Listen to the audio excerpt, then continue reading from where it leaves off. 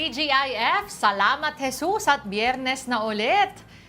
Let us keep you company again in the next hour as we bring you the day's headlines. Ako po si Denise Tan. Ako naman po si Lord de Vera. Kung ano man ang iyong pinaglalaban ngayong araw o bukas o sa linggo, sige lang. Dahil walang saysayang buhay kung walang fight. Welcome to Afternoon Delight.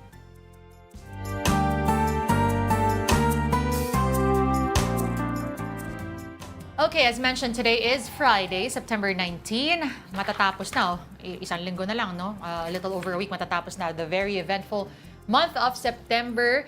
At may bagyo, Friday na, Kaya mo konti na yan, lang. kaya mo yan. May bagyo na nasa loob ng bansa, pero may paparating pa na bagyo ulit sa linggo, September 21. Ito ba ay literal na bagyo o protesta? Medyo malakas-lakas. Okay, yung physical na bagyo, malakas-lakas yung baon niya, ha?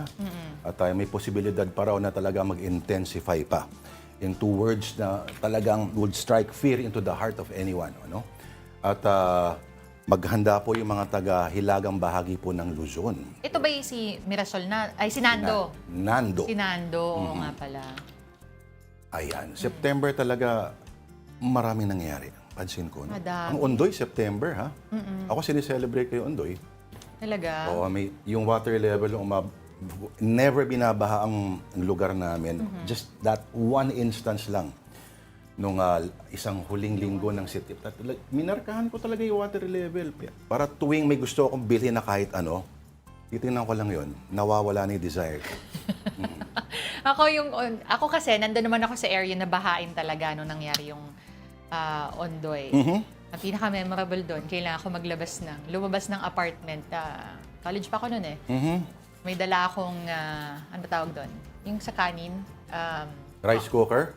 Oo, pero hindi yung buong rice cooker, yung pinaka-pot lang ng rice cooker. May sa loob? Oo. Para iakyat doon sa apartment naman ng teammate ko dahil magsasalo-salo kami. At habang lumilipat ako, merong nag-swimming na ahas sa tabi ko. Yeah. Anong school yan? Wow! What school is that? Walang baha doon. Yeah. Oo. Walang baha doon sa school na yun. Sanay na po sila. At mamaya yata may event malaking, yata. yes, malaking. Ito ba ay i-denounce nila yung mga nag-gumraduate sa kanila? Nako. Hindi natin alam kung anong mangyayari doon. Ano? But Pero there was a post though, ha? Yeah. Pero kung paramihan lang ng kung paramihan lang ng mga alumni na sumira sa bansang to, may alam mo ko isang eskwelahan.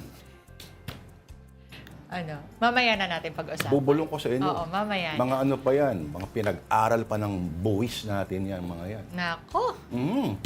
At para bigyan tayo ng updates sa mga protestang nagaganap sa araw na ito, kasama po natin mga kapatid, ang News 5 correspondent Mon Gualvez. Mon, okay, ngayon pa lang kabi-kabila na ang rally. Lahat ba sila ay sasali rin sa malawakang protesta sa linggo? At nasa ka ba ngayon, Mon Gualvez? Yes, Lord. Lahat sila sasali sa mangyayaring malawakang rally this coming Sunday, September 21. Nandito ako ngayon sa may Taft Avenue, tapat ng PGH, kung saan inaasa mamayang alas 6 ng gabi, magkakaroon din ng panibagong kilos protesta dito naman sa area na to para naman sa mga estudyante na mga nag-aaral dito sa paligid ng Taft Avenue mula sa iba't ibang kolehiyo at universidad. They are calling themselves as One Taft. So itong One Taft na to, mga students, mga college students particularly, na talagang sawang-sawa na raw sa nangyayaring pagsuong sa baha, no? Or paglusong rather sa baha dahil sa nararanasang malalakas sa pusong ulan.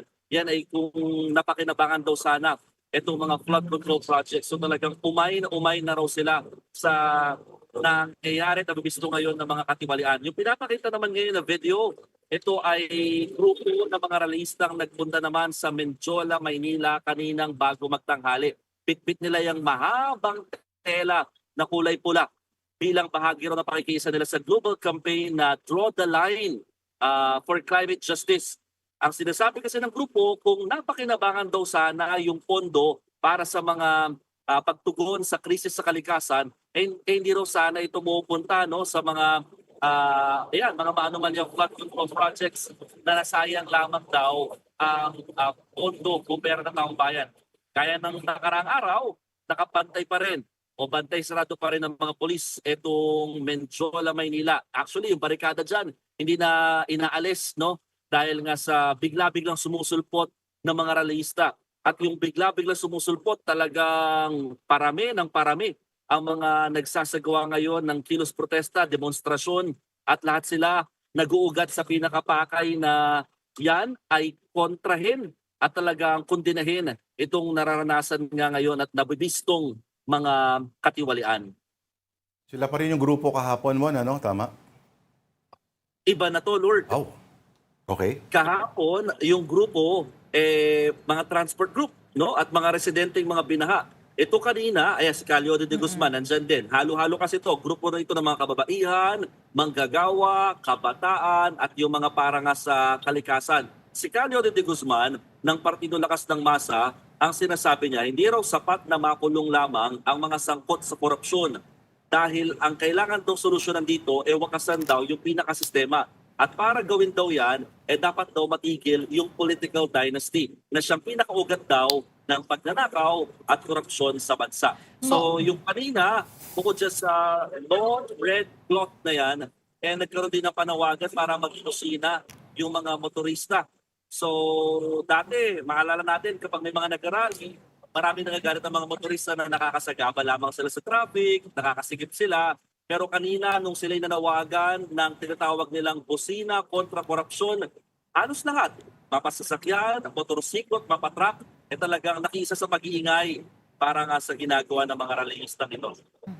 Mon, meron ka bang mga nakausap dyan na mga rallyista? Dahil, I mean, as the investigation goes further, we're getting more details, alam natin na hindi rin basta-basta matitigil yung sinasabing systematic corruption, as well as hindi rin na agad-agad makukuha yung end goal na gusto nila.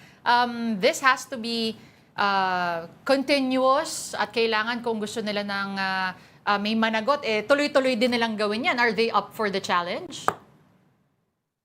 Well, one thing is for sure, gagawin nilang lahat na makisama sa mangyayaring malawakang protesta on September 21. They are looking forward that this September 21 Grand Rally will make something, no?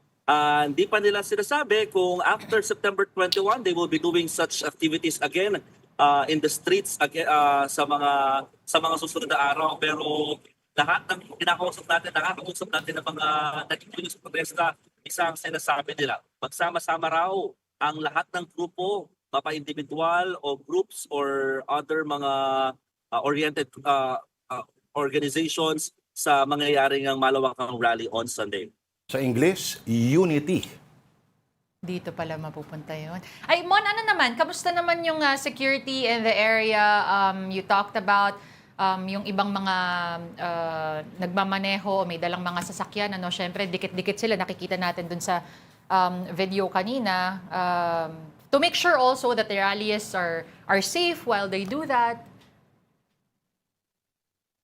Yes, merong mga peace officers na tinatawag din na nakita namin. Medyo remarkable yung itsura nila eh. Mga naka-vest na mga peace officer, but these are policemen. No? So sila yung mga nakakausap ng mga rallyista. They are asking if hanggang anong oras yung kanilang rally. So pinagbibigyan naman yung mga militanteng grupo at yung mga grupong nagkikilos protesta taga-sagawa nga ng pagkilos dito sa may Menjola. At bantay sarado, no, ng mga kapulisan itong area. Actually, lahat ng mga nagsasagawa ng kilos protesta, nakikita namin kasunod din kaagad yung mga pulis. So in terms of security, nakabantay ang mga kapulisan dito. Yung traffic dyan sa may Menjola kanina, bagamat din na to rush hour, bandang alas 10 hanggang alas 12 ng tanghali, or 10 a.m. to 12 noon, napansin din natin na medyo sumikip ng konti kasi nga nagkaroon ng volume ng mga tao, especially when these people march along Recto Avenue. So yung isang lane nakuha nila, 1 to 2 lanes na cover nila. So nagkaroon to ng pagsisikip ng bahagya ng traffic doon sa area. But then after that, nung nakapunta na sila sa kanilang pwesto sa may pinaka peace area doon sa ARC, nakasunod na yung traffic flow ulit. Mon, palinaw lang ha. So, sasali sila sa Sunday. So, hindi na ba, iiwan ba nila yung pwesto dyan? O Sila ba yung magma-merge sa isang mas malaking mobilization, let's say sa Luneta ba o sa EDSA? Alam mo, Lord, we're also wondering if they're going to do demonstrations sa Menjola, Manila, because all of them are mentioning that they're going to do demonstrations sa Luneta, no? Pero nauna na sinabi ng Manila Local Government, LGU, na yung mga Freedom Park in Manila, specifically yung Liwasang Bonifacio, open for any kind of demonstrations para nga sa Sunday. Ang pakiusap lamang ng alkalde ng lungsod ng Maynila, wag na daw mag-spray paint or mag-vandal dahil nahihirapan din daw silang maglinis para rito. So, itong grupo ng mga nakakausap natin, lahat sila paluneta. So, we are not just sure kung magkakaroon din ba na another group who will still do demonstrations sa may Menjola. Alright. Saan ka ba sa Sunday, Mon? May nakatoka na ba sa'yo? Baka mapunta tayo sa Bagyo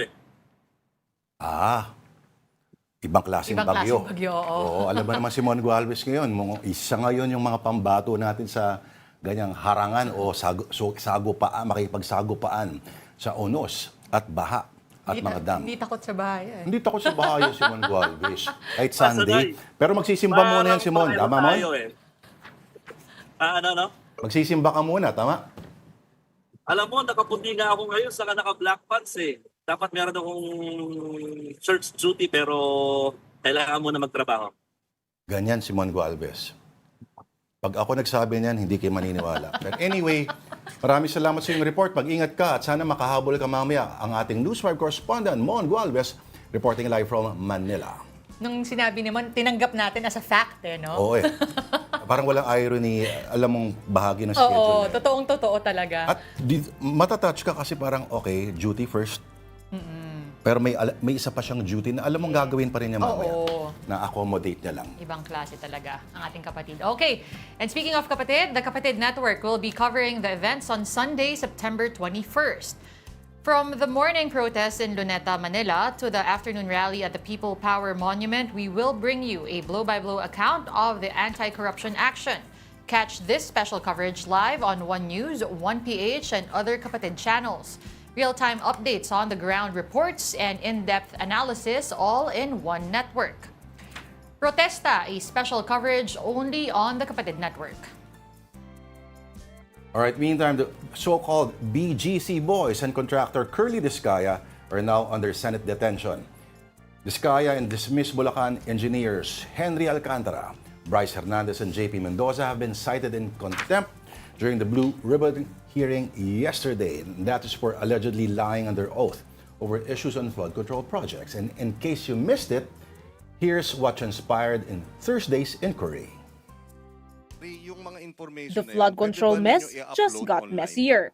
There were more revelations at the resumption of the Senate Blue Ribbon Committee's investigation on Thursday. In this inquiry, it looks like it's not only state-funded projects that seem dubious, but testimonies of witnesses and resource persons as well. Take senators questioning why the so-called queen of contractors, Sara Discaya, skipped the hearing. Naturally, her husband Curly, who was there, was asked about the absence. Na hindi po siya makakarating dahil po sa mga valid reason po. Mr. Chair, if I may, what is the valid reason? Bali ano po, may ano po siya, yung may heart condition din po siya. But Sarah's letter to the committee revealed something else. Regrettably, I have an important meeting with my employees on the day of the hearing to explain the problem that the company is facing now. Mr. Chairman, with that letter, nagsisinungaling itong si Mr. Discaya na meron daw karamdaman yung kanyang asawa. Of course, this displeased some senators. Nanumpa ito to tell the truth, and dito harap-harapang nagsinungaling ka, binabastos mo kami, niloloko mo kami. Diba? Huwag mo kami lokohin. Di ba kayo nag-usap? Sana nag-usap muna kayong dalawa. Ano bang palusot ang gagawin natin, sweetheart or darling? Mr. Chair, You lied. You lied. the letter excuse of Mrs. Discaya is totally unacceptable. Huwag niyang bababuyin itong hearing nito. Mr. Discaya was instantly apologetic. But his succeeding statements just made matters worse for him and his wife. Wala po akong intention talaga magsinungaling, pero yung misis ko po kasi talaga ay madalas po, may sakit po talaga siyang diabetes at saka meron po talaga siyang hypertension. Lalo akong nalilito. Iba po ang heart condition sa diabetes. Iba rin po yon sa hypertension. In the end, the Blue Ribbon panel cited Curly Discaya in contempt. They also issued a show cause order against his wife, Sarah. Nevertheless, Curly continued with his testimony where he admitted to have paid 10 to 25% SOP or kickbacks to win projects. He claimed the payoff was delivered to the Public Works Office in Quezon City or to personnel of congressmen. Saan nyo nilalagay ang pera? Nasa paper bag lang po. Paper bag. Kasha. But when pressed to name names, Saang bangko kayo Discaya nag-withdraw suddenly ng became pera? mum. In the same hearing, dismissed DPWH officials Bryce Hernandez and Henry Alcantara once again pointed fingers at each other on why there were ghost projects in Bulacan. Hernandez again showed photographs of wads of cash and other proof to insist that it was his former boss Henry Alcantara that orchestrated the show-off. Ayan ayan, may relo. Relo mo ba yan? Baka po, Sige, ikaw na nga talaga, hindi baka. Alcantara remains adamant that he knew nothing about any ghost project when he was still head of the Bulacan 2nd District. Talaga pong wala po akong alam sa ghost project na yan, Your Honor. Dalawang hearing na itong nagsisinungaling. Sa mga taong sa baba, lahat may kasalanan, ikaw wala. District engineer ka, hindi mo alam na may ghost project. I think this person is lying. For this, Alcantara was also cited in contempt. He joins Curly Discaya and his fellow BGC Boys or Bulacan group of contractors, as Senator Lacson called it, Hernandez and JP Mendoza on the contempt list of the upper chamber. Mendoza today tagged former DPWH Secretary Manny Bonoan in an alleged kickback scheme involving Senator Joel Villanueva. Another development from the Blue Ribbon hearing. CCTV footage was shown of Mina El Amparo Jose, owner of WJ Construction, entering the Senate premises on August 19. Hernandez identified her as the woman who brought obligations or lagay to the proponents of flood control projects in the Senate. In the footage, she headed straight to the office of Senator Erwin Tulfo. Tulfo admitted that Jose went to his office, but he explains it's because he's seeking to have his veranda fixed and Jose offered her services. After learning she's involved in the flood control anomaly, Tulfo immediately canceled the contract. For her part, Mina said that when she went to the Senate, she first stopped by Beng Ramos, the alleged employee of Senator Jinggoy Estrada, who Hernandez said he talked to about obligations. But Jose said, to her knowledge, Ramos isn't Estrada's employee, but of the Blue Ribbon Oversight Office. Senator Estrada, yes, please. So hindi mo kilala si Senator Jinggoy at hindi ka nagdala ng pera sa kanya? Hindi po. Kahit po kay Bryce, wala po akong dinalang pera. Okay. So talagang safe ka na. Mobile journalist Mary Monreyes, we are One News. Over at the lower chamber, talks of suspension of the Infrastructure Committee's probe into the anomalous flood control projects are circulating. Deputy Speaker Janet Garin revealed this as an idea of former Speaker Martin Romualdez. The objective is to avoid overlapping with the newly formed Independent Commission for Infrastructure or ICI. So wala na pong hearing na inaasahan dito Sa pagkakaintindi namin, wala na. Or kung meron man, ito ay to formally endorse all the documents and the affidavits gathered to the ICI. Lawmakers now await whether newly elected Speaker Boji D will adopt that recommendation. House Infracom co-chair Terry Ridon said no directive has been issued so far to stop the probe. Meantime, pressure is mounting on Ako Bicol Party List Representative Azaldi Co, who remains in the U.S. reportedly for medical treatment. House Majority Leader Sandro Marcos directly urged Co to return and face the allegations against him.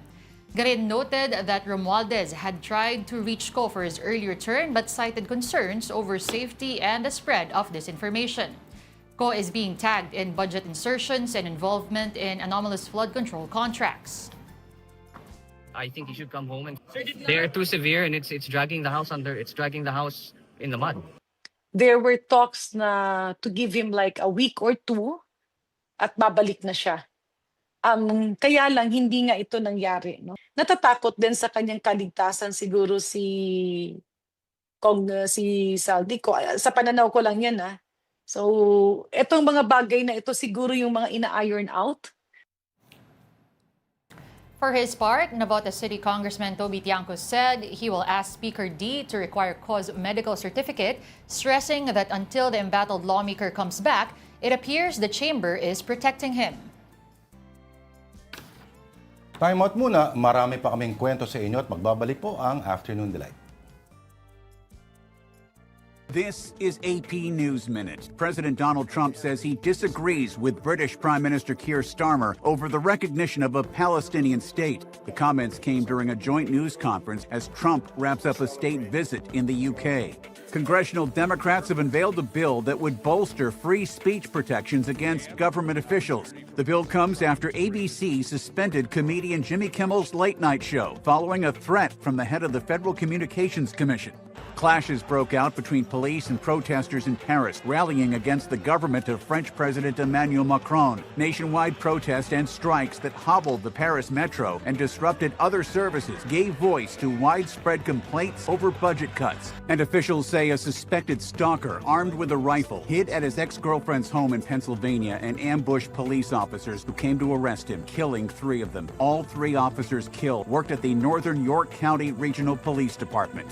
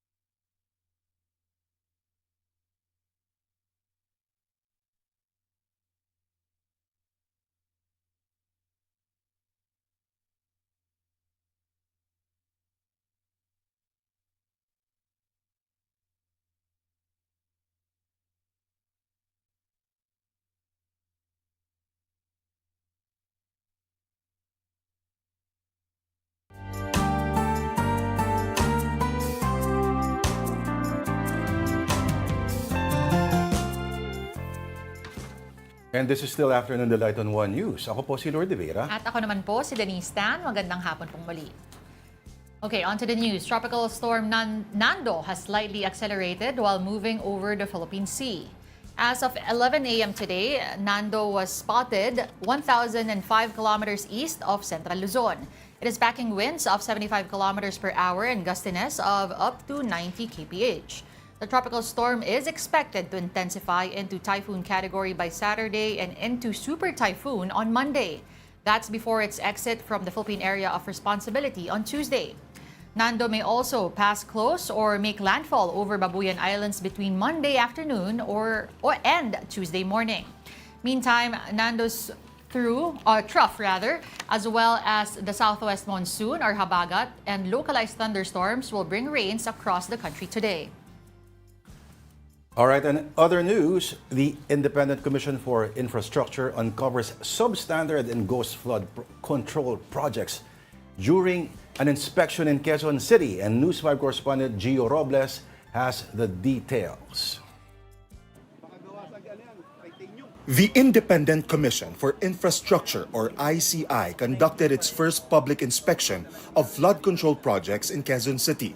ICI chairperson and former Supreme Court Justice Andres Reyes Jr., former DPWH Secretary Babe Singson, Baguio City Mayor Benji Magalong, and SGV Managing Partner Rosana Fajardo were all present during the inspection. They visited 4 flood control sites, including Barangay Tatalon, where the Quezon City Department of Engineering found that no work had been done.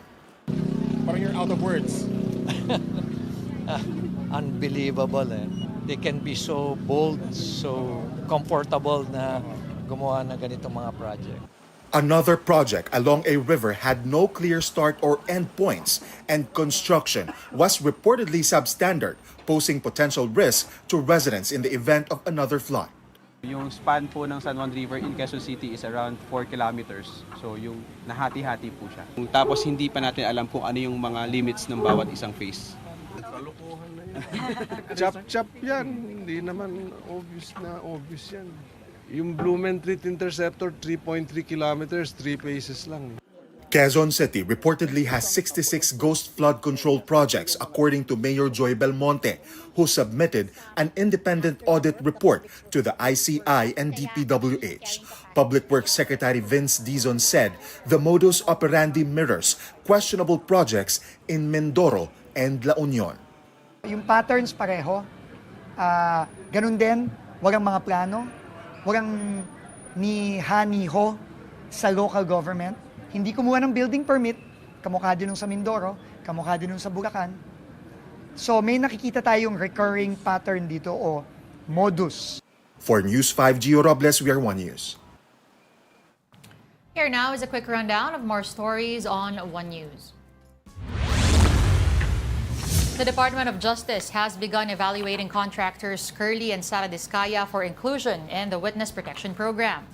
The DOJ says their qualification will depend on truthful testimonies and returning allegedly stolen funds from flood control projects.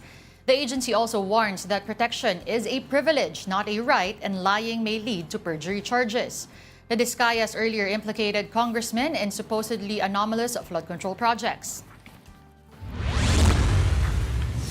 Former Senator Ping Lacson asserts that Senators Joel Villanueva and Jinggoy Estrada have not been cleared in the 955 million peso budget insertion controversy. The issue involves reported infrastructure projects in Bulacan worth 600 million pesos and 355 million pesos respectively, as claimed by dismissed DPWH engineer Bryce Hernandez. Villanueva and Estrada have both denied the allegation. President Bongbong Marcos led the distribution of cash assistance and land titles to farm workers in San Fernando City, Pampanga this morning. He awarded 10,000 pesos each to 2,970 farm workers and turned over land patents and deeds of sale to 520 beneficiaries. The president is also set to lead the inauguration and turnover of the Rice Processing System 2 project in Guagua Town this afternoon. And oil companies are expected to implement an increase in the prices of fuel products next week. Diesel prices may go up by 35 centavos, gasoline by 70 centavos, and kerosene by 65 centavos per liter. The Energy Department attributes the potential increase to the U.S.'s sanctions on Russian soil and the European Union's planned additional sanctions on Moscow. A former Gawad Kalinga founder Tony Meloto will soon have his day in court. That's over alleged sexual offenses against 2 former students in his organization's youth training program. Arces Oreña de Leon sat down with key voices to this story, and she filed this special report. Both the accusers and defenders of social entrepreneur and community developer Tony Meloto have been waiting for this. A resolution from the Department of Justice on whether sexual abuse allegations against him will go to trial. The DOJ believes It should, as shown in a 16-page resolution indicting Meloto of 2 counts of sex trafficking for allegedly establishing a, quote, structured system of sexual exploitation. State prosecutors say Meloto used his authority to abuse the 2 complainants to, quote, satisfy his lustful desire. I have met and spoken at length to the alleged victims, Michael and Albert. They said they were scholars of Gawad Kalinga School for Experiential and Entrepreneurial Development, or SEED. Only Michael agreed to be interviewed on record. I grew up without a father. Turing namin siyang ama. At kiniklaim niya is the father for the poor. During the first incident that it happened, doon po nagsimula yung doubt. He would say, "You are a son to me. I'm a father to you." And pinilit niya what he was doing was just a part of intimacy of a father and son relationship. He makes you masturbate in front of him? He does. Siya po yung nag-perform. Kasi pag ginagawa niya daw po yun, parang ginagawa niya sa sarili niya. So he gains the same pleasure. And he feels young again. But you said you were not confused na this is normal. Alam mong mali ito? Oo, alam kong mali. Pinagbigyan mo lang? Hindi naman po. At that time kasi it's so hard to say no. Kasi you are...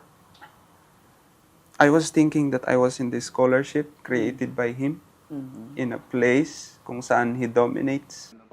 Michael and Albert claim the sexual abuse took place back in 2017, the same year Meloto resigned as Gawad Kalinga chairman.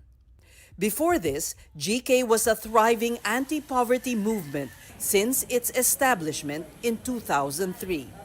Under Meloto's leadership, the organization was able to build tens of thousands of houses and livelihood across the country. In Bulacan, there's one whole community of GK beneficiaries in Angat called the Enchanted Farm. All of them vouching for Meloto's innocence in the sexual abuse case. Could he be capable of doing this? You know, he loves the poor so much. He's put so much into it, his life's work. It doesn't add up at all. Ako hindi po ako naniniwala doon. Unang-una sa pagkataon ni Tito Tony, matanda na yun. Why do I stand for Tito Tony? Bakit ko siya pinoprotektahan? And my reply is, when I was 12 years old, mas kilala ko sila. And si Tito Tony, it's yung pagmamahal, tunay nagmamahal yung ginawa niya sa amin. Hindi kami pinabayaan. Never kaming ginawang showcase ni Tito Tony. Ano ba ang yung aligasyon na sexual abuse?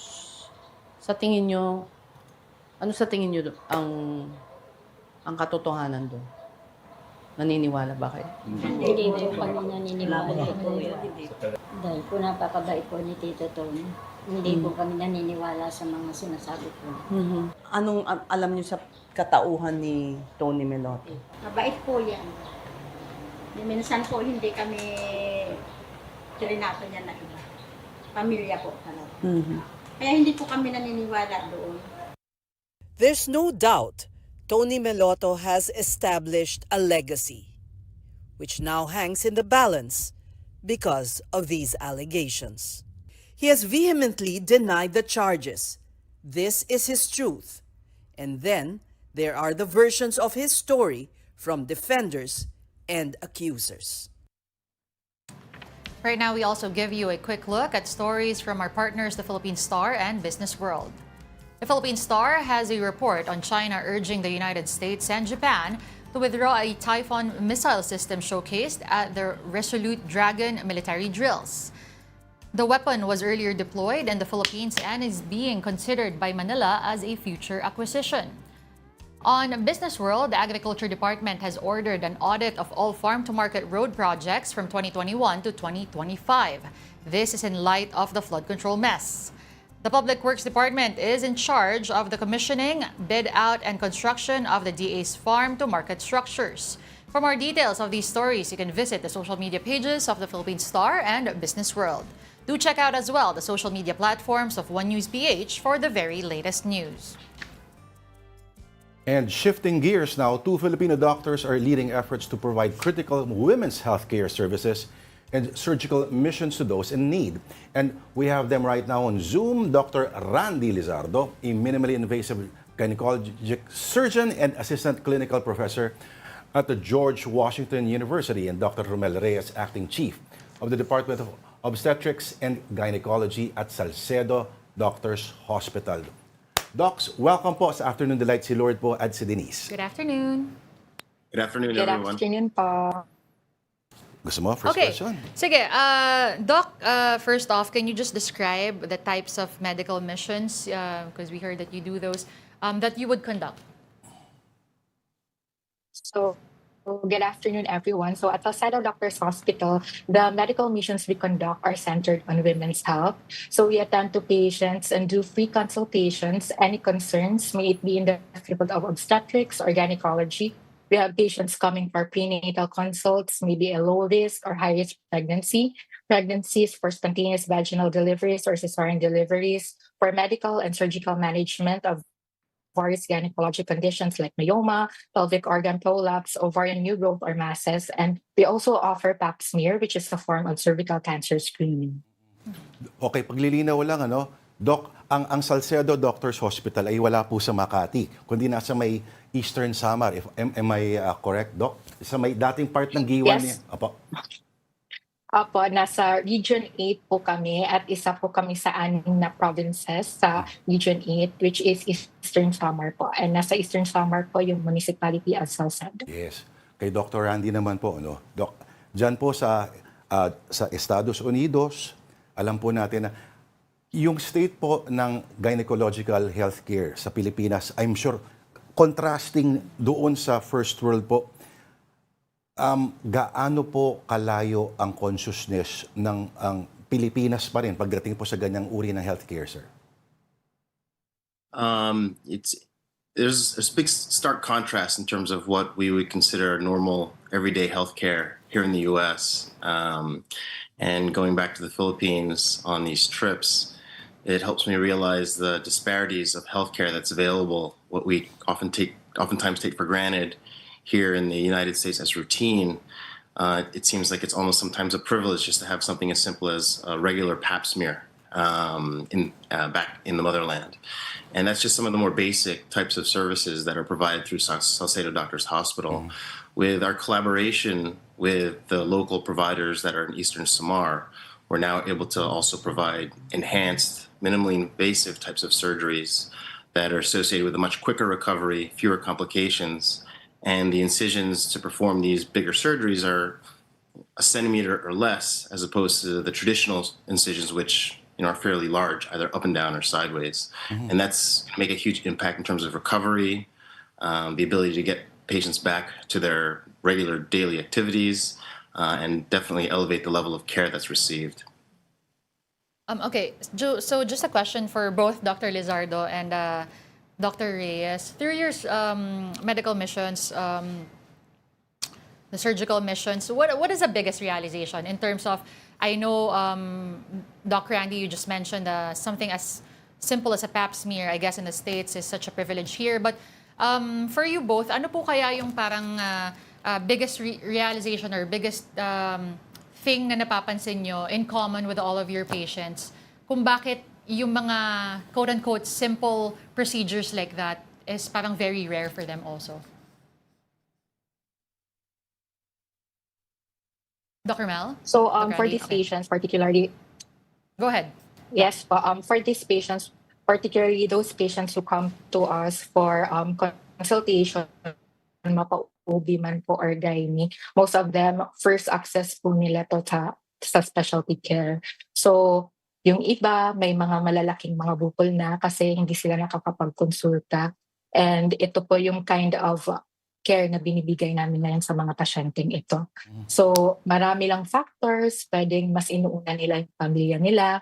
Isang day na walang pasok means isang day na walang pera para sa family nila for food. And previously, yung pinakamalapit po na hospital, which is a tertiary government hospital na nagbibigay po ng specialized OBGYN care is in Tacloban. Sa Eastern Visayas Medical Center, doon po ako nag-train. And this is approximately 3 hours drive. So masyado siyang malayo. So yung para sa mga patients na ito, napakalaking bagay para sa kanila na meron ng isang institution na mapupuntahan para sa mga problema nila pag ibabaon. Doc Romel, okay, medyo related pa rin sa tanong kahit papano ni Denise. Ano po yung number 1 na problema nyo po dyan pagdating po sa field ng medicine niyo sa mga babae po? Tapos, yung nagugulat kayo na hanggang ngayon merong certain, I'm sure may moral aspects pa rin po, religious, cultural, doon sa kanilang ugnayan, sa kanilang katawan. Para po sa akin, marami po tayong mga cases ng obstetrics, mga buntis po ng mga babae. And although slowly nare-realize na nila kung gaano po kahalaga ang prenatal consult sa mga rural health units, meron pa rin po tayong mga kababayan na walang consultation. Para sa kanila, pupunta na sila sa hospital pag manganganak na sila. So, feeling nila walang problema, which is nakakatakot kasi hindi pa nila alam kung ano yung mga risk or ano yung pwedeng mangyari pag wala kang laboratory, wala kang ultrasound. And napakahirap po to para sa ibang hospital din kasi wala silang mga ultrasound machine, walang mga OB sonologists. So, yung impact ng pagkakaroon ng prenatal consult, kasi nagkaroon na po ako ng mga patients na galing sa first prenatal consult and then makakasama ko sila hanggang delivery. Napakalaking bagay po nito. And then yung mga buntis actually ngayon, pag dumadami na yung anak nila, nare-realize na nila kung ano yung importance ng pagpupunta sa hospital, which is becoming true because meron na pong hospital na malapit sa kanila. For Dr. Randy, I have a question. Go ahead. Okay. The latest technologies in OB-GYN, how does AI come into the picture? How does it help? And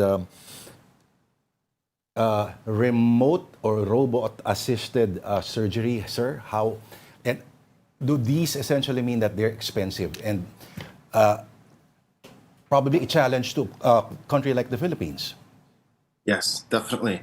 So with the type of surgeries that we're actually providing, we were able to obtain the equipment and the technology through a grant through Northwestern University. There is a significant cost with the ability to provide that type of service.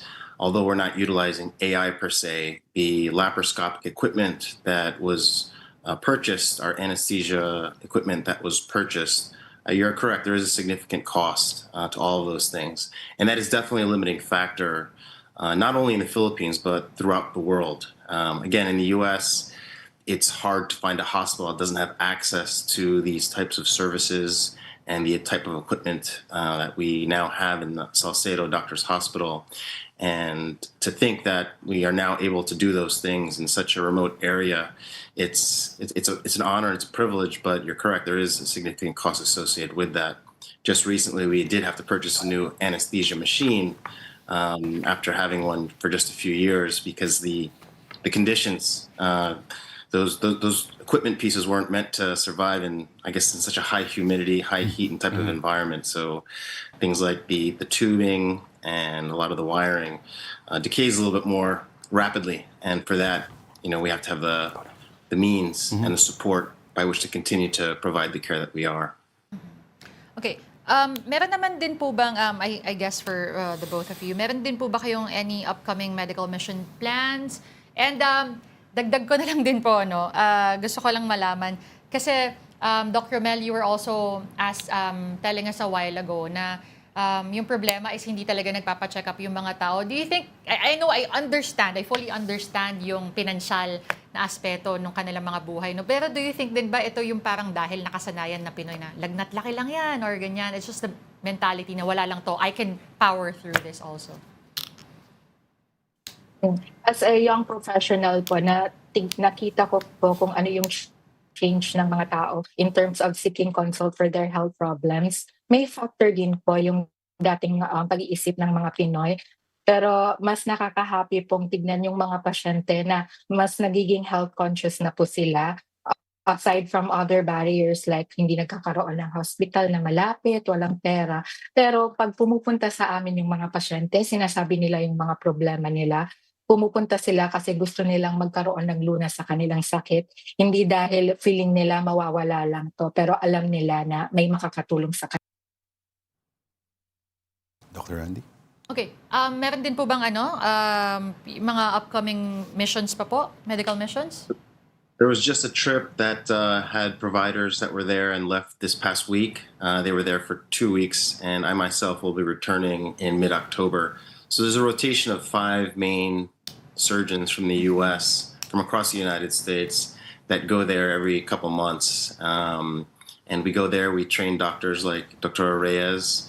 We bring staffing to help train the nurses. We'll be bringing anesthesiologists to help assist with the anesthesia, because the type of anesthetic is a little bit different with these types of cases. But we come back probably every 2 months to help teach, help provide the knowledge. Dr. Reyes has had some awesome progression. She's a great surgeon. This is just going to help add to her skill set. And because of that, it's going to leave a little bit more of a lasting impression, because she'll be able to carry on the services provided even long after we're not here anymore. She'll be able to teach other people as well. So it makes it a sustainable impact and a sustainable effort, and that's part of what we're trying to do. All right. Thank you very much for your time, Drs. Randy Lizardo and Dr. Romel Reyes. Thank you. Salamat Thank po. you po. Salamat po. All right, again, this is Afternoon Delight on One News. We just need to pause for another break. We'll be right back.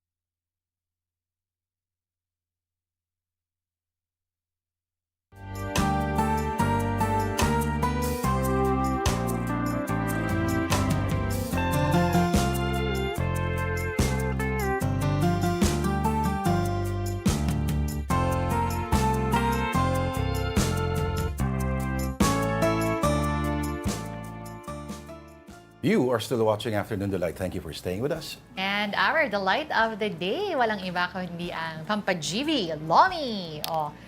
Bakit Lomi? Ka ba dyan? Bakit daw Lomi? Para sa mga nasasabaw sa mga pangyayari sa ating bansa. Nakakalito na kasi, no? Gulo, no? Alam mo, sa totoo lang, sa dami nangyayari, parang info overload. Pero hindi mo rin naman matigilan dahil syempre gusto mo rin maintindihan kung ano yung nangyayaring mga katiwalian. Dapat lang, nakita ko magkano withholding tax mo. Laki, no? Baka may maniwala. Ano ka ba? Gusto mo, pinicturean ko pa dati. Nagulat ako. My God! Oh. Kung ganito yung tax si Denise Tan, ibig sabihin magkano na... Okay, maniwala. Pero tikman ko muna, ha? Tikman mo muna. Sige, habang tinitikman mo yan, daanan natin natin mga story on social media. First one, on the Philippine Star, flood-prone UST decries corruption in flood control projects. Mhm. Ito yung, nasaan na ba yung ano? Hala, hindi pa. Ayan, there you go. Ayan yung post. Naku, nasaan ba yung post? Masarap Ito, to ah. sabi ng, naglabas dito ang University of Santo Tomas, no? Sabi niya, worse than rising waters is the greed of those entrusted to protect us. It was a statement that they made September 17, no Wednesday lang. Kasi nga, alam naman natin, itong universidad na to ay talagang nakasanayan na lang ng mga estudyante. At actually, yung around the area also, na talagang susulong na lang sa baha dahil wala ka namang choice, ano? Ang babaeng to, may kaliskis na yung mga paa. Oy, ang laman ng bag ko dati, kahit handbag ang dala ko, may dala akong tsinelas. Kasi hindi naman pwedeng kailangan mo na magpahinga, kailangan mo na umuwi, iintayin mo pang humupa yung baha. Minsan, oras-oras talaga. Kaya Imagine susulong yung si ka. Denise Tan Oo. na nag-wade through the flood. Ako hindi eh. Oo, kailangan. Supposedly, tinaasa ng Espanya, di ba? Kaso lang ang problema, Pumunta sa loob. Pumunta sa loob. Oo. Sino kaya kontraktor doon? Nako. O sino nakaisip doon? Ngayon, plano nila, lagyan daw na parang malaking, parang, tawag doon, malaking reservoir ng sa ilalim ng field. Kasi kung di yung nagkakamali, ang sabi nila, may suspecha sila na hanggang ngayon, hindi pa rin ganun kalalaki ang mga piping doon sa ilalim. Yung drainage system, baka umabot pang panahon ng Kastila yung marami dyan. Kaya madaling bumaha. At pansinin mo wala akong alam sa Maynila na basement parking. Building na may basement parking. Bihira. Lagi may mga buildings lang. Pero, Kasi mababa raw yung water table. oo.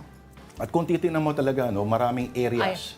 Okay, sorry. Sorry, ko, hindi ko na tayo. nagsasabay-sabay na yung mga nagsasalita. Okay, sige, punta muna tayo sa mundo ng sports. Alas Pilipinas' historic FIVB Men's Volleyball World Championship run has ended in a heartbreak. Yet, it was still a thrilling 5-set defeat to Iran. Here's a report.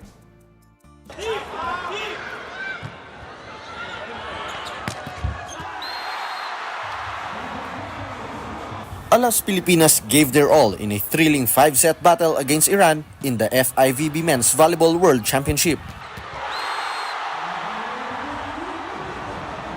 They edged ahead to take the first set, finishing strong with a monster block. Iran, however, bounced back in the second set, using powerful spikes and serves to seize the lead. Alas, meanwhile, fought back in the third set, showing fierce defense.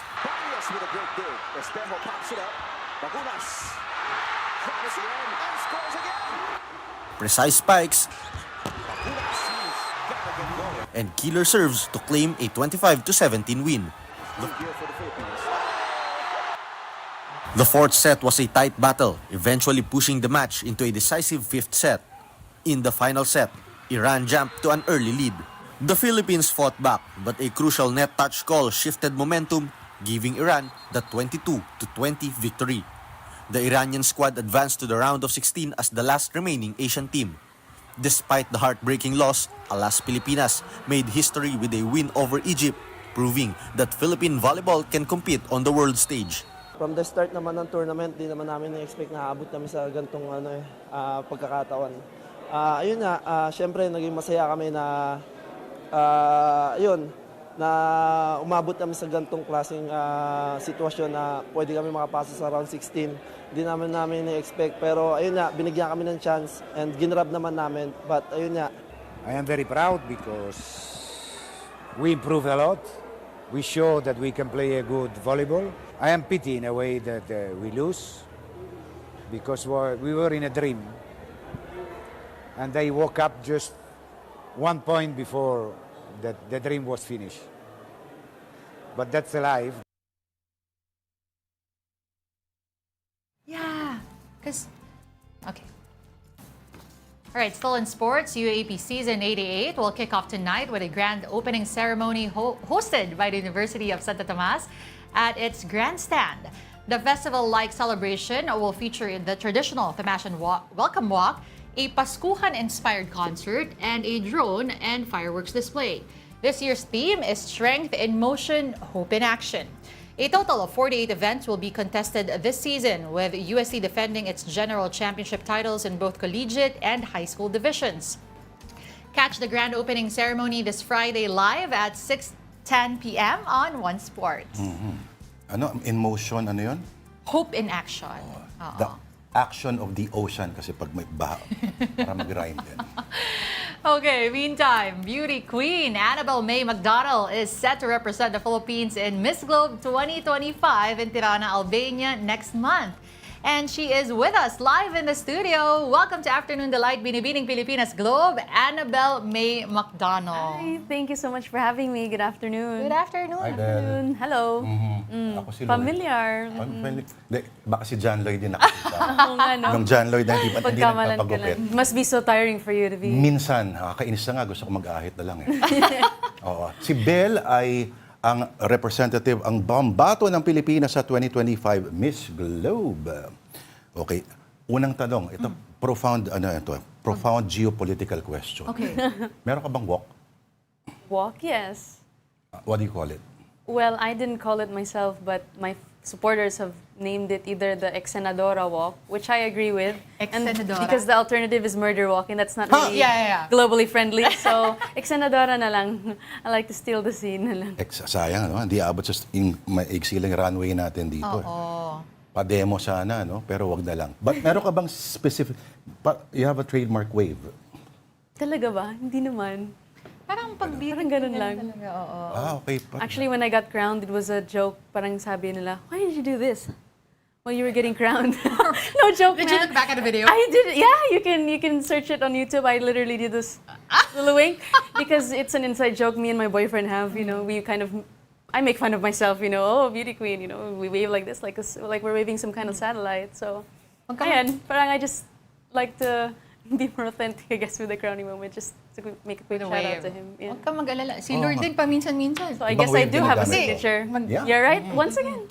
Uy, akala niyo si Belle ay nagtapos ng Globe International Diplomacy. So, meron siyang career na naghihintay sa, alam mo na, di ba? Sa mga diplomatic affairs. Ayan. Yes. Pero siya ay advocate ng children's rights and welfare.